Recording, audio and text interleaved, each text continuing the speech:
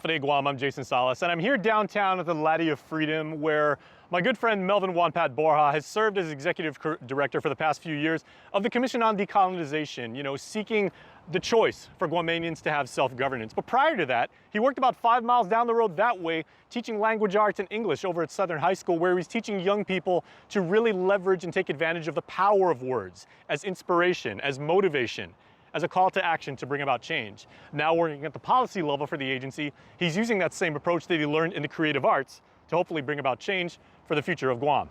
Here's my conversation with Mel about using performing arts and words for activism. Yelling liberty and justice, but it's really just us. Nobody know what it's like for us except us. Don't assimilate much, cause they don't accept us. If there's anyone in our island community who is intimately familiar with the phrase that the pen can be mightier than the sword, it is Melvin Wanpat Borja. Mel, always good to see you, my brother. Guamas, thanks for having me. Okay, so, your background again, I remember interviewing you, not so long ago, but, you were doing these poetry slams and, your own style was, very, very powerful words with rhythm and with expression and creativity to really communicate like a core message about who we are and the struggle we've been through and how we need to fight. Kind of contrast that with like how your career has evolved and now you're doing so, at a higher level in policy, but the message remains the same. Absolutely. To be honest, I never thought that I would be here in this capacity doing this work in this way. When I was doing the spoken arts education work, a lot of, at that time I was a public school teacher. And so, of course it was, and at the work that we were doing with the poets it was all nonprofit community work, but there was a lot of relevant components that belong in the classroom and were effective in the classroom. So, there's kind of a natural fit. A lot of what we did in the nonprofit arena found a way to integrate into the classroom and into my curriculum. I always imagined that I would just teach for the rest of my life. But that vision continues, in line with, with your family, your mother and your sisters. Yeah, absolutely. And I think that was what was attractive to me when the position opened for the Commission on Decolonization Director. At the core of it, it's about raising awareness and educating our community because the act of self-determination has to be informed, right? This is a major decision for our people. And so, it behooves us to understand what it is that we're getting into if we are choosing to pursue statehood, choosing to pursue free association or pursue independence. And so, in that regard, I felt very motivated and excited about the prospect of being able to take, this philosophy and this pedagogy out into the community as a whole. And a lot of what I learned, a lot of my experience, both as a performer and as an educator and a facilitator is very applicable to what we do now at the Commission on Decolonization. And even that has evolved when I got the acting assignment at the Department of Tumultuous Affairs. So, and very fittingly how we're here and we're seated here at, the place where these Lati stones were returned from Hawaii, reintroducing them, bringing them home and everything. The grammar and the vocabulary that you use now when you interface with Washington, D.C. and with ADLU, it's like that legalese, which is very required and very mandated, but it can be like a little stuffy and a little esoteric, right? Yeah, absolutely. But you still take that approach of being an entertainer. And, when it comes to music and when it comes to poetry, this is a language that all people speak. We lead the pack with the facts and the worst statistics. They're making stacks off my back, so my rap's explicit. That I got gratitude and attitude, but something's gotta give. Why we good enough to die, but not good enough to live? They be dangling the money, got you dancing like a monkey. Now you can't afford to live, just ask your neighborhood junkie. Maybe they just tricked us into giving up our home, but our people and the culture ain't a thing that you can own. I know just how they played us with the government and laws, make it legal to discriminate the territory clause. But I'm an educated native, you can mess with my intelligence. We bigger than you thought, you better double check your measurements. The reason why music and poetry and literature are so impactful to our community is that at the end of the day, it's about effective communication, right? It's really persuasive language, argumentative speaking and writing. And there's, great value in individuals that have these skill sets that are, able to write well, communicate well in writing, but also communicate well in front of an audience or one-on-one with another person. They sell you healthcare, then give you cancer. Schools don't teach, so I preach the answer. Life is a book, so write your own chapter. Write it on the wall, but just don't let them catch you. Power to the people is what I am after. I'm a free man, I don't need a master. I bring the gift of rap like I'm Santa. Actors, writers, vloggers, YouTube channel like people and everything. How can that creative community get involved and use, their penchant for performing arts or just for expression and everything like that and really make a difference and bring about change? Well, I think that's a fantastic question, and it's something that we're always very deliberate about because, we're a small team with a very modest operational budget. And so in order for us to truly be effective, it requires collaboration, it requires partnership, it requires buy-in. And so, what we do, my recommendation to anybody who is interested is, number one, you got to educate yourself on the issue. And that's one place that I feel confident that our era in this work has really excelled, is in developing the content and the information and the educational resources that can truly empower our community. We have definitely benefited from having people on our team that are, really excellent writers, excellent researchers, and are very effective in being able to sit down face to face with an individual, sit in front of a group of people, and communicate ideas, communicate concepts, and share this perspective. And is that not the whole purpose of activism, is absolutely taking the initiative? Absolutely. All right, and someone who knows better than anyone in our island community about the power of words, Melvin Juanpat Borja. Mel, always Thank a pleasure, you, man. Jason. We appreciate My it. pleasure. I milk the beat, I make you say leche. I am not Chicano, so don't call me essay. Free your mind and you'll find some headway. Woo, that was deep. For diasporic Chamorro artist Gisela McDaniel, art is more than paint on a canvas. It's a memory, voice, and lineage brought to life. Now serving as University of Guam's visiting artist in residence, she's transforming stories of Chamorro women into large-scale work that bridges generations, geography, and identity, which creates a living archive rooted in kinship and home.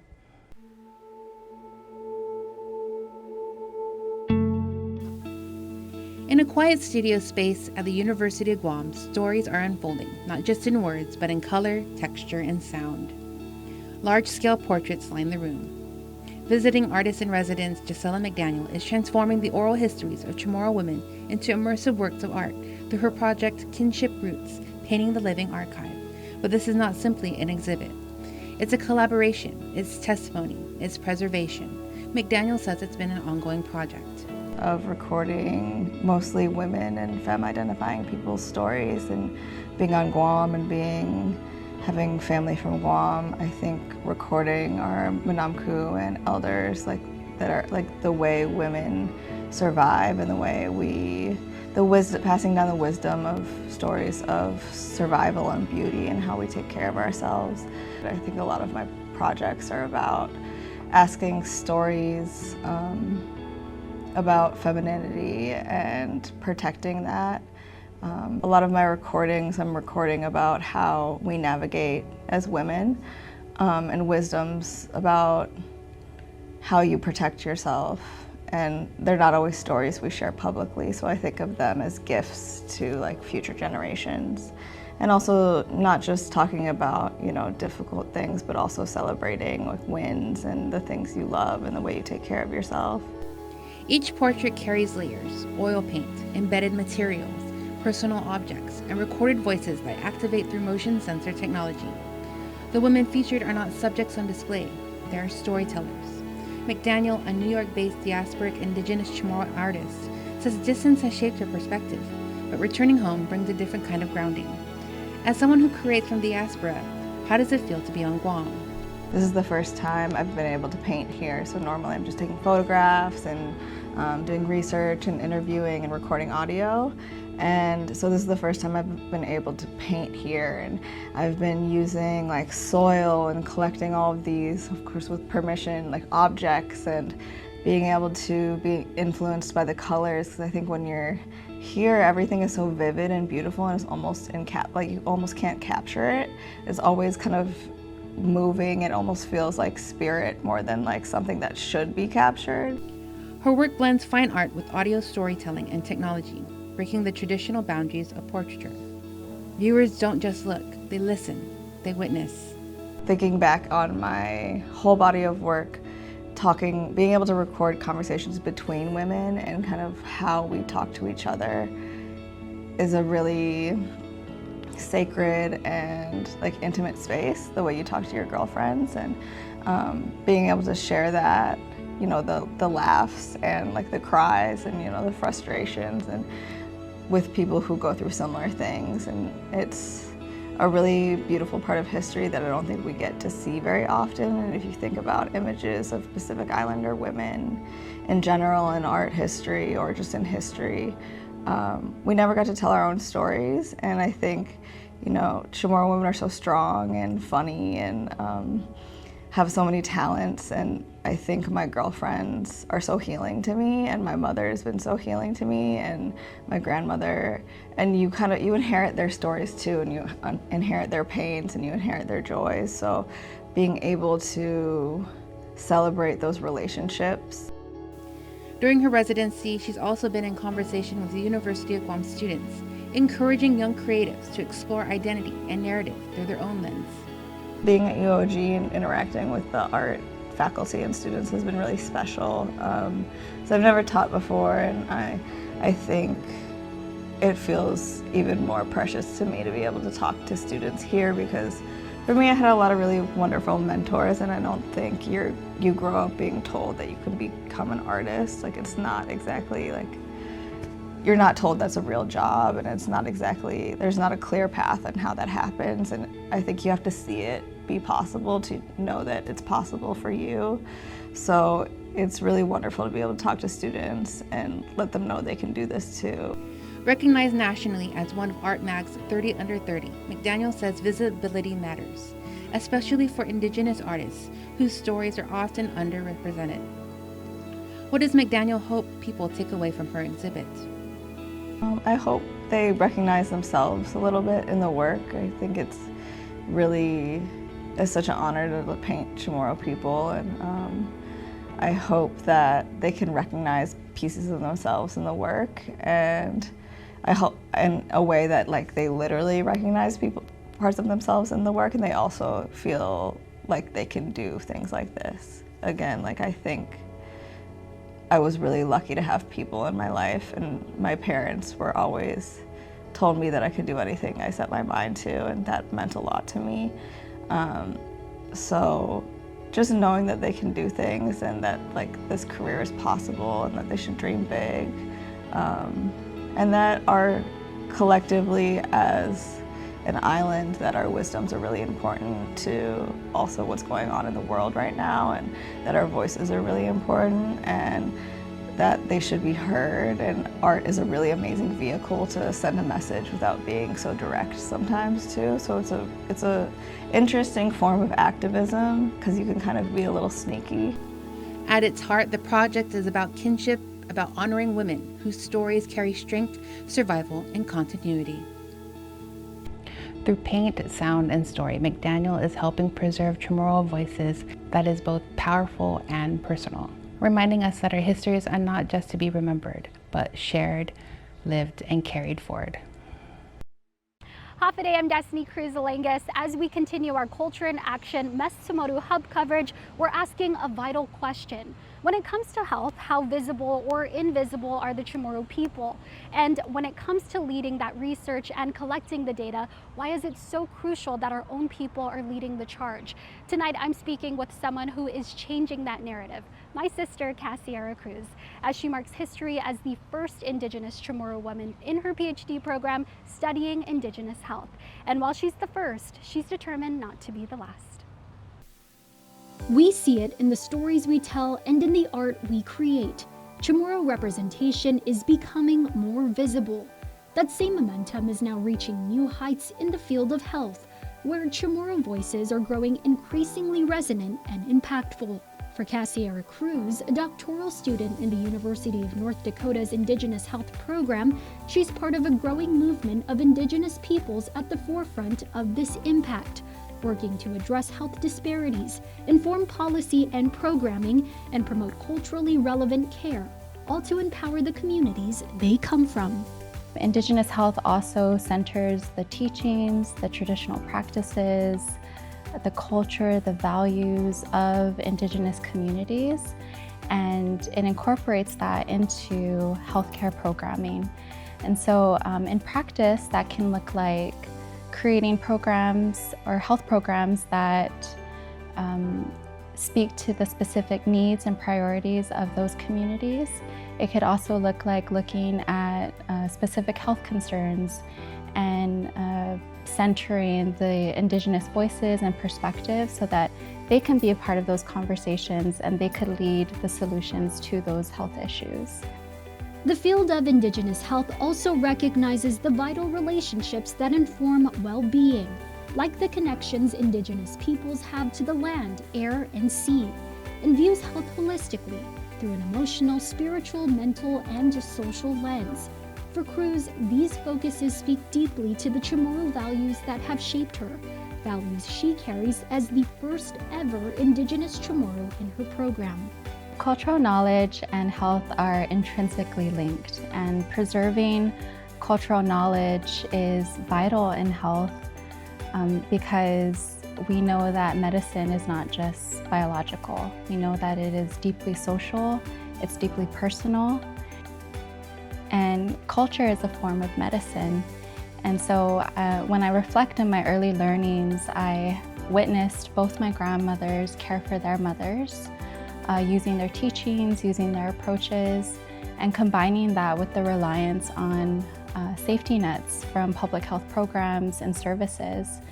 And so preserving and passing down that cultural knowledge and interweaving that into our current forms of healthcare is really important for future generations to follow.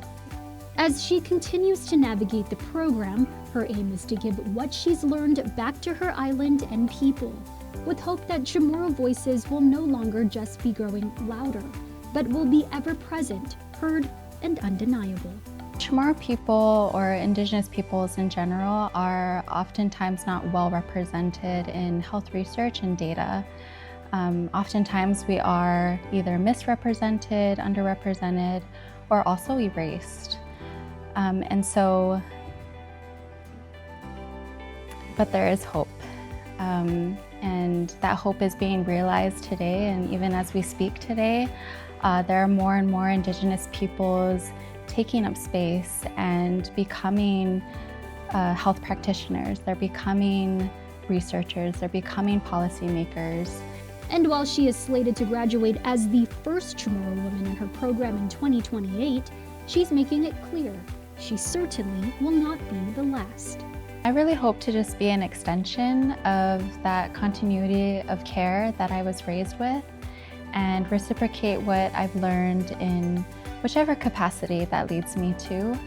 I really hope to bring and bridge more opportunities for Indigenous health practices and approaches to be incorporated in our current healthcare systems, or even forms of care to help better meet the needs of our people. I also realized I don't have to wait to have a PhD to apply this knowledge or the different skill sets that I have learned, or live by the values that have really shaped me in my everyday life and my relationships as well. So I hope that more people, especially more Indigenous people, remember how deserving we are to exist in these spaces and spaces of the like as well. Cruz's scholarship is supported by the government of Guam's Jesus U. Torres Technical Award, also known as ProTech.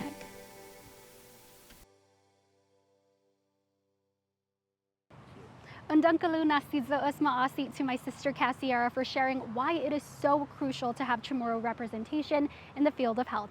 Don't go anywhere, Culture in Action continues. For thousands of years, the Chamorro people were master navigators, crossing the Pacific by reading the stars, the wind, and the sea. But in today's classrooms, many students learn about the world without first learning about their own island. This Chamorro month, a new set of place-based textbooks hopes to change that by making Guam and Micronesia the starting point of the lesson. As an unincorporated U.S. territory, Guam's public schools must align with federal curriculum standards, but for years that has meant textbooks rooted in mainland geography, political systems, and history. Cabrini Cruz Palomo, a project lead with the University of Guam Press's place-based textbooks, says that creates an imbalance. When it becomes the dominant lens, our stories and our identity as Chamorro people and Micronesian people and our histories become the side note, and that's when it becomes harmful. During early piloting of the project, she says they noticed something striking. Students could name more U.S. states than the islands in their own Micronesian region, or even the Marianas Archipelago. We come from a beautiful culture, Chamorro culture that is arguably 4,000 years old, seafaring brilliance from across the region, and we don't really prioritize those things in school. And when your history isn't central, you ask yourself, is it not important? She says those questions start early in elementary school when children are forming their sense of self. We unconsciously ask ourselves, like, am I not worth learning about? Do I have to look and speak like these people in order to not only be successful, but just be an active participant in society? She says books play a critical role in answering those questions.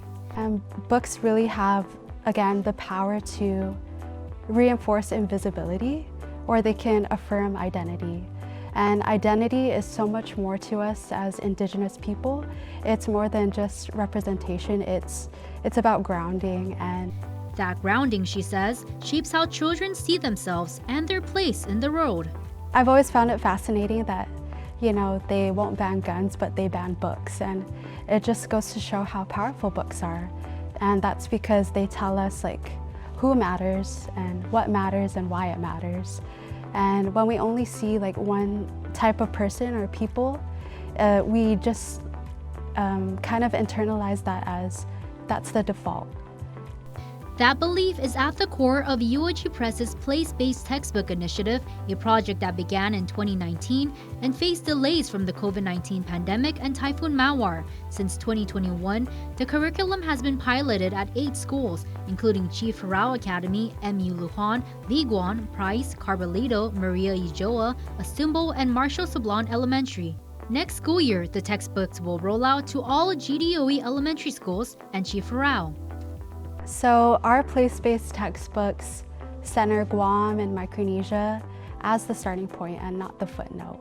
So we still meet the standards. We teach the civic systems, history, geography, but we do it all through our context.